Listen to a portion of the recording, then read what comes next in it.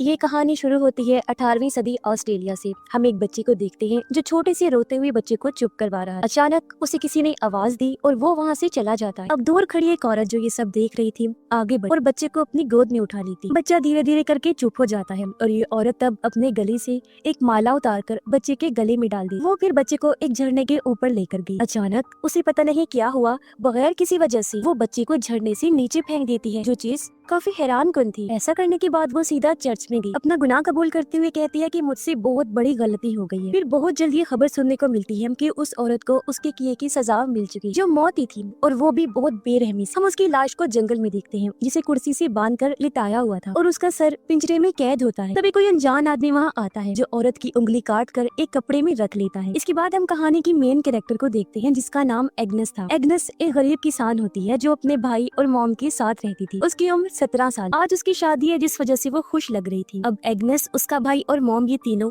अपना सामान एक मालगाड़ी में रख के दूसरे गांव जा रहे होते हैं। ये सब कुछ उसके होने वाले हस्बैंड के लिए हो रहा था। ये लोग जब उसके घर पहुंचे तो पता चला कि शादी की तैयारियां तो अरूज पर हैं। एग्नेस की शादी जिस आदमी से हो रही थी उसका नाम वुल्फ होता है। गांव वाली खुशी से एग्नेस को अपने हाथों पर उठा लेते हैं, जिससे उसे भी काफी खुशी हुई। अब वुल्फ की मॉम एग्नेस को एक एप्रन पहनाती है, जिसके बाद उसके हाथ में एक बच्चे जैसा पुतला पकड़ा दिया जाता है, जो देख एग्नेस समेत सभी काफी खुश नजर आते हैं। दरअसल ये करके उसे समझाने की कोशिश की जा रही थी कि शादी के बाद वो अच्छी वाइफ बने, अपने घर के सब काम कर सके, साथ ही उसे एक और जिम्मेदारी भी मिल जाएगी जो उसके बच्चे की होगी जब वो माँ बने। खैर, उन दोनों की शादी हो जाती है और जब लोग जश्न मनाते हुए नाच गाना कर रहे थे तो वुल्फ एग्नेस को कहता है कि चलो मेरे साथ, मैं तुम्हें कुछ खास दिखाता हूँ। वो उसे सरप्राइज देना चाहता था। उसकी आंखों पर पट्टी बांधता है और उसे एक नए घर में लेकर आता है, जो देख एग्नेस हैरानी से कहती है, लेकिन मुझे तो लगा था मैं तुम्हारी माँ के साथ रहूंगी। वुल्फ जवाब देता है कि वो घर मेरे भाई को मिलेगा, जिस वजह से मैंने अपने जमा किए हुए पैसे और कुछ उधार पकड़कर ये घर खरीदा। एग्नेस ये सुनकर काफी फिक्रमंद हो जाती है।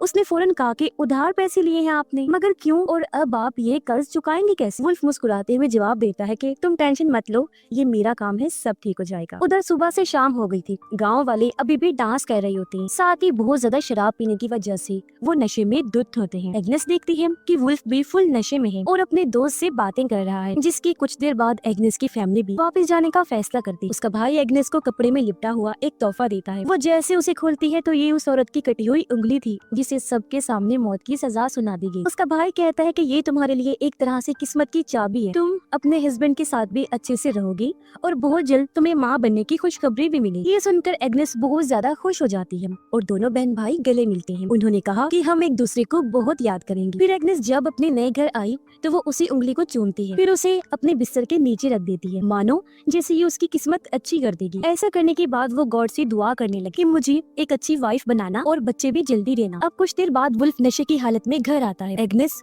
अच्छी बीवी की तरह उसके पास जाकर अच्छा टाइम गुजारने का सोचती है, लेकिन वो तो उल्टा उसे डांट कर चुपचाप सोने को कहकर खुद भी सो जाता है। अगली सुबह जब एग्नेस की आंख खुली तो उसने देखा कि वुल्फ बिस्तर पर नहीं है। वो पूरे घर में और अस्तबल में उसे ढूंढती है, लेकिन वो कहीं भी नहीं मिलता। अब एग्नेस तैयार होकर जंगल में चली जाती है। काफी देर तक वहाँ भटकने के बाद उसे एक पेड़ पर लगे कागज पर अजीब तरह के निशान दिखते हैं। ये उसी औरत के थे जिसने बच्चे को झरने से फेंक दिया था और अब उसकी मौत हो गई, जो देखकर एग्नेस को काफी बुरा महसूस होता है। वो जब आगे बढ़ी तो उसे औरत की लाश भी दिख जाती है, जो अभी तक कुर्सी से बंधी हुई है और उसका सर काटकर साइड पर रखा हुआ है, जो पिंजरे में कैद है। जो देख उसका दिल बैठ जाता है। अब थोड़ा और आगे बढ़ने पर एग्नेस वुल्फ को ढूंढ लेती है, जो अपनी माँ और गाँव वालों के साथ तालाब में मछलियाँ पकड़ रहा होता है। वुल्फ की माँ उसे कहती है, आ जाओ लड़की, काम पर लगो। एग्नेस काम करने की बहुत कोशिश करती है, पर क्योंकि पहले उसने इस तरह का काम नहीं किया होता, इसीलिए उसे बड़ी मुश्किल पेश आती। तभी चर्च की घंटी बजने लगी, जो सुनकर एग्नेस घुटनों के बल बैठ जाती है और दुआ मांगने लगी। उसे इस तरह देखकर वुल्फ की माँ चिढ़ जाती है, कहने लगी, बस करो, सारी प्रेयर्स क्या आज ही करोगी? इतनी दुआ काफी है और काम पर लगो।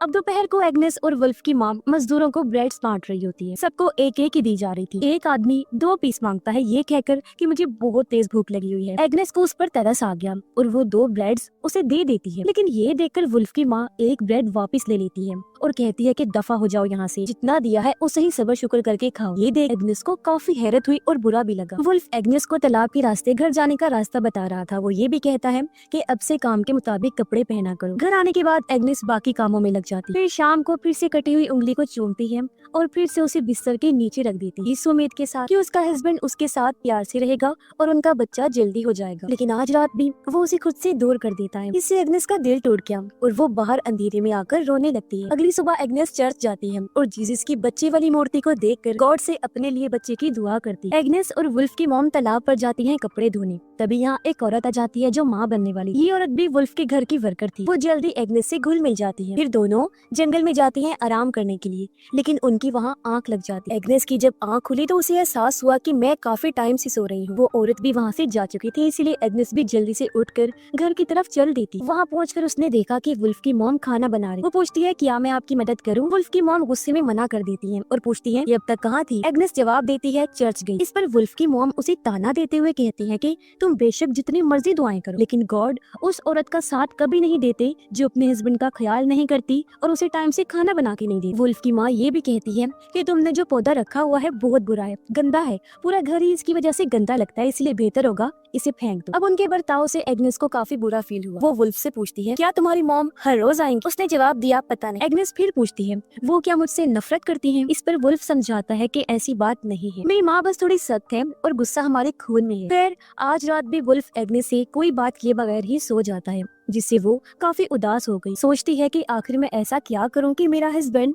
मुझ में दिलचस्पी ले। वो घर के पीछे बने एक पुराने कमरे में जाती है जहां उसने अपना श्राइन बनाया हुआ था, यानी इबादत की जगह। वो गॉड से दुआ करती है। तब एक तितली उसके चेहरे पर आकर बैठ गई। एग्नेस इसे अपने लिए उम्मीद की किरण समझकर खुश हो जाती। फिर अगली सुबह वो जल्दी उठी, तालाब पर जाती है ताकि सबके आने से पहले वो मछलियाँ पकड़ ले, लेकिन वो बेचारी एक भी मछली नहीं पकड़ पाती, उल्टा कीचड़ में फंस जाती है जिससे निकल ही नहीं पा रही। तभी वुल्फ अपने वर्कर्स के साथ वहाँ जाता है जो एग्नेस को ऐसे देखकर परेशान हो गया। कहता है कि तुम्हें यहाँ नहीं आना चाहिए था क्योंकि ये बहुत खतरनाक कीचड़ है, यहाँ पर बहुत सारे लोगों की डूबने से मौत भी हो चुकी है। इस पर एग्नेस कहती है वो बस मैं अपने कल खाना ना बनाने की गलती का बदला दे रही थी। वुल्फ फौरन उसे बाहर निकाल देता है ताकि मछलियाँ डरकर भाग न जाएं। रात के टाइम कोई वुल्फ का दरवाजा खटखटाता है और उसे बताया गया कि तुम्हारे दोस्त के साथ बहुत बुरा हो गया है, इसीलिए वो फौरन देखने निकल पड़ता है। तभी एग्नेस भी पड़ोस में औरत की चीखों की आवाज सुनती है जिससे वो कांप उठी। लाइट लेकर पड़ोसन के घर चेक करने जाती है कि आखिर हुआ क्या है। वहाँ पहुंचकर उसने देखा कि वुल्फ की दोस्त के घर के बाहर बहुत सारे आदमी जमा हैं, क्योंकि वुल्फ की दोस्त ने खुद को फांसी पर लटका कर अपनी जान ले ली। वो आदमी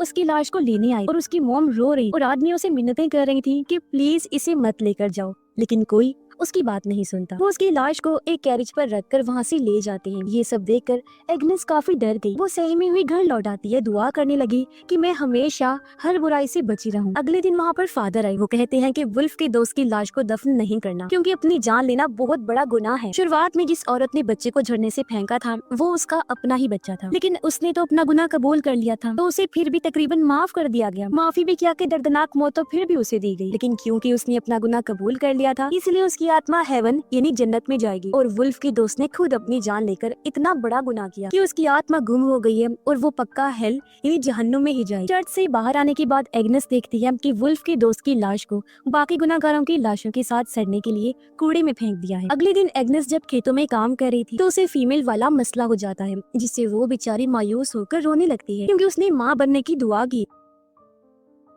दोपहर को एग्नेस जब रोटी बांट रही थी तो उसकी प्रेग्नेंट दोस्त कहती है कि एक और दे दो प्लीज, क्योंकि मैं 2 जानों के लिए खा रही हूँ, अपने और होने वाले बच्चे के लिए। लेकिन क्योंकि वहाँ वुल्फ की माँ मौजूद थी इसलिए एग्नेस को मना करना पड़ता है। उसकी सास उसे और परेशान करने के लिए कहती है कि तू फिक्र ना कर उसके खाने की, उसे तो शुक्र अदा करना चाहिए कि उसे यहाँ काम पर रखा हुआ है। ये बात सुनकर एग्नेस को बहुत बुरा लगता है। उसे शदीद गुस्सा आया हुआ था, इसलिए घर लौटते हुए वो खुद को कांटे वाले पौधों से जख्मी कर लेती। इससे भी जब उसका मन नहीं भरा तो वो खुद को और तकलीफ पहुँचाने के लिए कांटेदार टहनी से अपनी जुबान को भी खुरचने लगती है, जिससे उसका काफी खून बहने लगा और ये सीन काफी दिल दहला देने वाला था। ऐसा करने के बाद वो वहाँ रखी सरकटी औरत की लाश के साथ ही लेट जाती है और कुछ देर वहीं आराम करती है। रात को जब एग्नेस घर नहीं पहुंची तो वुल्फ की माँ उससे शिकायत करती है कि देखो तुम्हारी बीवी अभी तक घर नहीं आई, मुझे तो इस लड़की की बड़ी फिक्र लगी रहती है, ना तो टाइम से घर आती है, ना खाना सही से बनाती है और ना ही कोई काम ढंग से करती है, ना ही तुम्हारा ख्याल उसे रखा जाता है और ना ही बच्चा पैदा कर रही है। ये सुन वुल्फ कहता है माँ आप शांत हो जाएं और एग्नेस को थोड़ा और टाइम दे, सब कुछ कर लेगी। उसकी माँ कहती है तुमने भी गलती की है, तुम्हें इस गाँव की किसी लड़की से शादी करनी चाहिए जो ये सारे काम भी करती और तुम्हारे बच्चे भी पैदा करती। अब वो लोग इस बात से अनजान थे कि एग्नेस बाहर खड़ी हुई उनकी सारी बातें सुन रही है। वो दुखी होकर रोने लगती है, दिल ही दिल में सोचती है कि मैं वुल्फ की माँ को कैसे बताऊं कि बच्चा पैदा होने में मेरा कोई कसूर नहीं है, बल्कि उनके बेटे का है। खैर, अब घर लौटने की बजाय उसी सरकटी औरत की लाश के पास आ जाती है। अपना मन हल्का करने के लिए पूरी रात उसे गाना गाकर सुनाती रहती है। अगली सुबह वो वुल्फ के घर जाने की बजाय अपने पुराने माँ वाले घर जाती है, जहाँ वो खिड़की से अपनी माँ और भाई को देखती है जो आराम से बैठकर नाश्ता कर रहे हैं। कुछ देर बाद उसका भाई अस्तबल में आया, जहाँ वो एग्नेस को सोया हुआ देखता है। उसकी माँ भी आ गई। एग्नेस उन्हें बताती है कि मैं अपने हस्बैंड के घर में नहीं रह सकती, मुझे वहाँ डर लगता है। इस पर उसकी मॉम ने कहा कि बेटा वही तुम्हारा घर है, मैं भी तुम्हें अपने पास नहीं रख सकती। हाँ, लेकिन जब भी तुम्हें कोई मुसीबत होगी या तुम परेशान हुई तो मैं तुमसे मिलने फौरन आ जाऊंगी। इसीलिए वो मायूस होकर घर के पास ही बैठ जाती है। दोपहर को यहाँ वुल्फ आता है। वो एग्नेस से कहता है कि उठो, मेरे साथ घर। लेकिन जब एग्नेस ने इसके लिए मना कर दिया तो वो उसके भाई की मदद से जबरदस्ती उठाकर अपने घर ले आता है। एग्नेस घर के सभी कामों को करने से मना करती है। उसकी हालत देखकर लग रहा था जैसे वो अंदर से टूट चुकी है। वो पूरा दिन या तो सोती रहती है या फिर दुआएं करती रहती है। उसकी सास काफी गुस्से में उसे कहती है, लड़की ये ड्रामे बंद करो और अपनी तबीयत ठीक करो। लेकिन एग्नेस, जिसके अंदर जीने की अब कोई उम्मीद नजर नहीं आ रही थी, कोई जवाब नहीं दी। वुल्फ की माँ उसके कपड़े बदलने लगी ताकि उसे डॉक्टर के पास लेकर जाए। तब गुस्से में वो कपड़े छीनकर खुद पहनती है। फिर चेकअप करवाने के बाद अकेले ही घर की तरफ जाने लगती है। तभी उसे रास्ते में एक अनजान छोटा सा बच्चा मिलता है, जिसे देखकर वो काफी खुश हो गई। फौरन उसे गोद में उठा लेती है। वो सोचती है कि मेरी दुआ कबूल हो गई है और ये गॉड की तरफ से मेरे लिए गिफ्ट है। वो उसे लेकर घर आ जाती है, मगर वुल्फ की माँ को काफी गुस्सा आ जाता है। उसने कहा कि इस बच्चे को तुम वापस वहीं छोड़कर आओ जहाँ से लेकर आई हो। इसके माँ बाप इसे ढूंढ रहे हो। अब उस बेचारी के पास बात मानने के अलावा और कोई रास्ता नहीं था, इसीलिए वो बच्चे को वहीं छोड़ाती। उसे यकीन होता है कि उसके माँ बाप जरूर आएंगे। फिर घर आकर वो बच्चे के लिए खूब दुआएं करती। जैसे ही रात हुई, वुल्फ गांव वालों के साथ मौज मस्ती करने और शराब पीने में मगन होता है। उसे अपनी बीवी की जरा परवाह नहीं थी, जो डिप्रेशन में डूबी हुई थी, अपने बिस्तर पर लेटी हुई। एक बार फिर वो कटी हुई उंगली निकालती है, उसका खून चाट कर गॉड से दुआएं करने लगती। अब कुछ ही देर बाद वो कांपते हुए नीचे गिर गई और उसे ऐसे ख्याल नजर आने लगते हैं जिनका हकीकत से कोई ताल्लुक ही नहीं होता। फिर जैसे ही उसकी आंख लगी, उसे एक ख्याल नजर आया। वो मिट्टी खोदती है, जमीन में गड़ी हुई उसे अपनी लाश मिलती है, जिससे वो समझ गई कि मुझे दफना दिया गया है। फिर अचानक ही उसकी आंख खुल गई। उसने देखा कि वुल्फ उसका गला पकड़ के खड़ा है। वो तंग आ चुका है और उसे समझ नहीं आ रही कि वो एग्नेस के साथ क्या करे। फिर अपने गुस्से पर कंट्रोल करके वो कमरे से बाहर चला जाता है।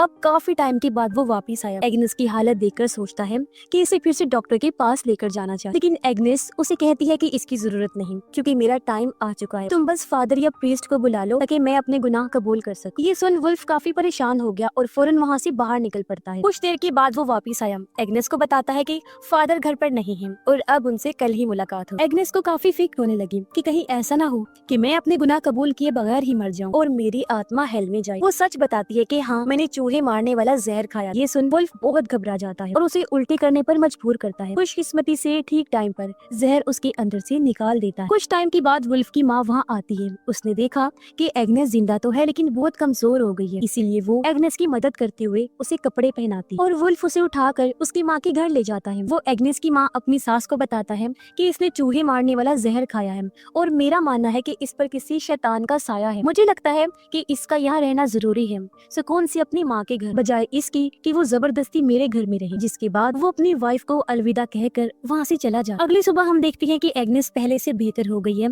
और अपने कमरे की साफ सफाई करती, फिर तैयार होकर अपने घर वालों को अलविदा कहकर घर से निकल जाती है। वो जंगल में पहुंची, जहाँ उसे बच्चों का एक ग्रुप नजर आया जो खेल रहे थे। एक बच्चे से पूछती है, क्या तुम मुझे यहाँ के श्राइन के बारे में बता सकते हो, मैं तुम्हें पैसे दूँ। बच्चा इसके लिए मान गया और जब ये दोनों श्राइन तक पहुँचे तो एग्नेस उसे कहती है कि तुम भी मेरे साथ दुआ करो। बच्चा मान गया और ये दोनों श्राइन के अंदर जाकर दुआ करने लगती हैं। लेकिन अब अचानक एग्नेस लड़के की गर्दन में चाकू घुसा देती है, जिससे वो जख्मी होकर नीचे गिर गया। एग्नेस उसे पकड़ लेती है। बच्चा गिड़गिड़ाता है, प्लीज मुझे मत मारो, लेकिन वो कई बार चाकू से वार करके उसकी जान ले लेती। फिर उसकी लाश को देखकर कहती है, अब तुम गुनाह नहीं करोगे, तुम बच्चे भी थे, इसलिए गॉड की नजर में तुम एक फरिश्ता बन चुके। फिर वो चर्च गई। अगले दिन फादर से मिलने की बात करती है। रात में वो अपने बाल काट लेती है और अगले दिन फादर के सामने अपने सभी गुनाहों को कबूल करने लगी कि मैं सबसे पहले अपने हस्बैंड को खुश नहीं कर सकी। फिर मैंने अपनी सास के बारे में उल्टा सीधा सोचा, अस्तबल के जानवरों की भी देखभाल नहीं कर सकी और कोई काम ठीक से ना करके अपने इन लोगों पर मुसीबत लाई। आगे वो कहती है, मैंने एक अच्छी बीवी बनने की बहुत कोशिश, लेकिन मैं नाकाम रही और मैंने यही सोचकर चूहे वाला जहर खा लिया था कि कोई मेरी मदद नहीं कर सकता। इनके अलावा